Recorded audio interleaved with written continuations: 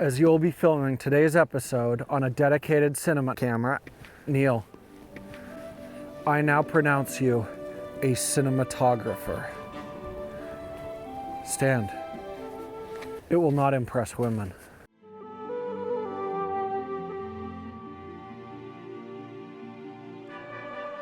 Welcome back, DP Review TV viewers. It is Winter Jordan here to talk about the Sony FX6. Now, what I really wanted to talk about today is for someone who used Sony cinema cameras for years. We shot on the FS700, the FS7, the FS5 before moving to mirrorless. What's it like jumping back to a cinema camera after 5 years? We're going to talk about that today and see how the FX6 stands out. So the FX6 is really a follow-up to the kind of design philosophy of the FS5. That was Sony's run-and-gun cinema camera, a very small body, and this carries that design over, but now it's got a full-frame sensor in it. However, if you look closely, you'll see that there are quite a few different design decisions made. So just like the FS5, there's tons of custom controls all over this camera, but one new thing is the top handle on it now has an autofocus point joystick. As well, they've given you an exposure control dial on that. Now, you still get the really comfortable side handle. I love that it's a bayonet mount. You don't actually have to screw it onto the camera, but I do find there's quite a bit of play, especially if you put a heavy lens on there. Now, it's not like it's going to fall off or anything, but it can be a little unsettling. So let's talk about the power switch, the worst power switch in the history of camera power switches. They've actually put it right beside the headphone jack, and most professional headphones have a bit of a lead coming out of that, so it's always in the way. You're struggling to get behind your headphone cord in order to turn it on and off. It sucks. I really don't like it. They also took off the EVF. Now, the FS5 had one that was pretty low resolution, very low magnification, but if you wanted to check your white balance or composition in direct sunlight, it was really nice to have. Unfortunately, that's gone now. Instead, you're going to have to use this kind of middle-of-the-road LCD screen. Now, I do like that it's mounted with a 1/4-20. It's a very flexible design. You can put it all over the camera body, but I find it can be a little bit wobbly, especially when mounted to that top panel. Now, the real drawback to this, we don't get the shooting loop that we see with the FX9 or like the older FS700. So in bright sun, all they give you is this little hood, and I can guarantee you it will break. Mine broke basically as soon as I opened the box. Now, that new top handle also gives us two beautiful XLR ports on that for professional audio. I love having those there, but there is one limitation compared to the earlier FS5. That had one XLR port on the handle, one on the body. So if you wanted to really strip it down for like a gimbal shot or something like that, you could still run external audio. With this camera, you're either using that top handle to get those dual XLRs, or you're just using the terrible built-in audio from the camera. I really wish they'd just give you a small 3.5mm jack or something like that, so I could run some kind of audio into this camera when I'm not using the top handle. Sony have given us a new multi-page touchscreen interface with this. It's nice for quickly changing settings. I just left it on audio controls, and it's quite nice for that. But when you're actually flipping through pages, I did find the touchscreen doesn't work well for that, so I kind of wound up using it in conjunction with a joystick. As well, I did find with the hood attached, using that touchscreen would often bounce the camera, so I never touched it while I was recording video. The actual menus are the same ancient Sony Pro menus, and I mean, we've been complaining about Sony's menus in consumer cameras for a while. Those are still worlds better than their Pro video menus, which are just daunting and confusing. The a7S III got a brand new menu system that was really nice. I'd love to see something similar to that on these Pro bodies.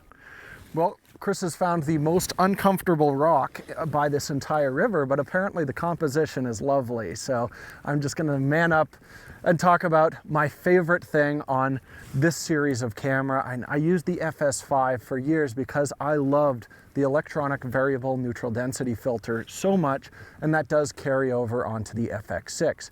Now, if I'm using other cameras and I'm indoors, a lot of the time I'll set my shutter speed and aperture for what I want creatively and let auto ISO run to keep my exposure balanced.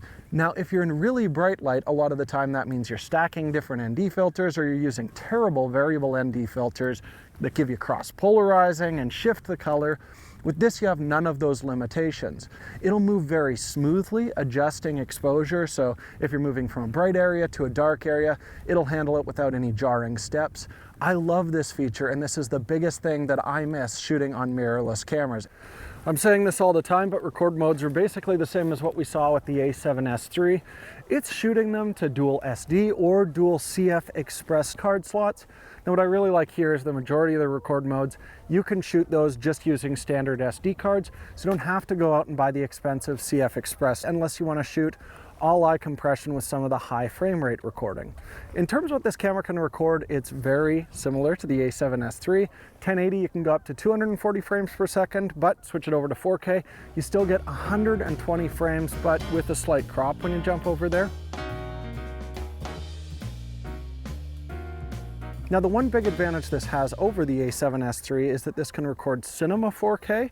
Now we know the sensor is capable of it, so hopefully Sony will bring that out to the a7S III as a firmware update in the future, but if you want it right now, the FX6 is the only way to go. Unlike a lot of Sony cameras, you don't have to buy an expensive proprietary accessory in order to record raw video. Just plug something into the locking SDI port. I love SDI. It means the cable's not suddenly going to flop out right at a critical moment like it always does with HDMI.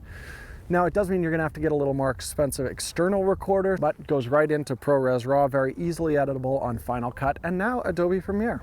Up until the FX9 came out, Sony's autofocus in their professional video cameras was barely usable at all. This is a really nice phase detect system, and it has face and eye detection in it.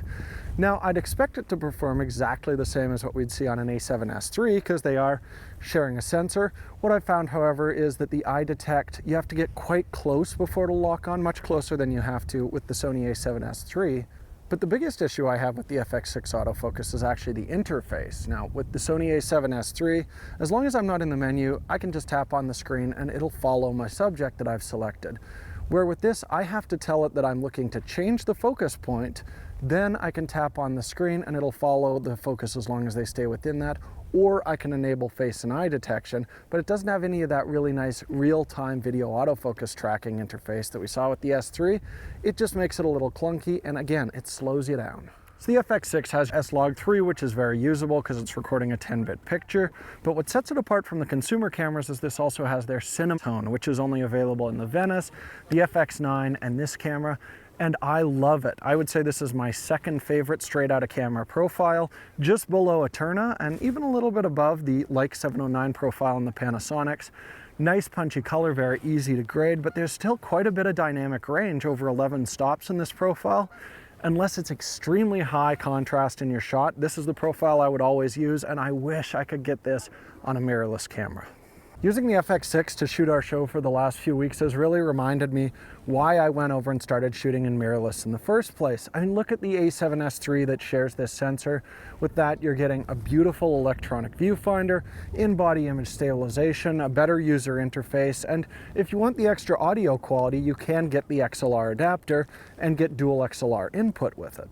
But I don't think that the FX6 is really made for things like shooting our YouTube show. You look at what they've changed and taken away from this camera. You've got locking connections, you've got time code, you've got tons of places that you can mount accessories to it. I feel like this is a camera that's designed to be used on bigger sets with a proper crew as opposed to just run and gun. That's why they took off the electronic viewfinder, the single XLR port on the camera body. Looking at it that way, it makes a lot of sense.